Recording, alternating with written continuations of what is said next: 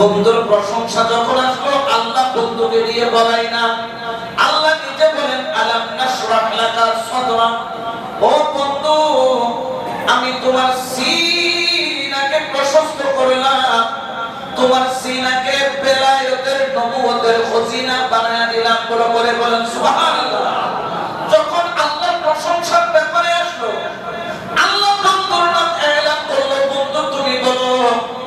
আর যখন বন্ধুর প্রশংসার ব্যাপার আসলো, বন্ধুর ঘরের কসম করে লা উকসিমু বিহাযাল বালাদ, বন্ধুর ঘরের কসম করে খুদ আল্লাহ তার কোরআনের আয়াত শুরু করতেছে।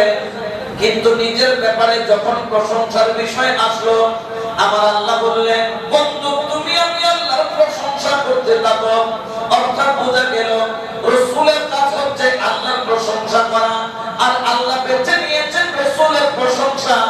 এই জন্য আমরা যখন প্রত্যেক মাহফিলের মধ্যে তাকরীরের মধ্যে আমরা যখন ওয়াজ নসিহত শুরু করি, এই জন্য একটি আয়াত কম্পালসারি পড়ি, ইন্নাল্লাহা ওয়া মালাইকাতাহু ইউসাল্লুনা আলান নবী ইয়া আইয়ুহাল্লাযী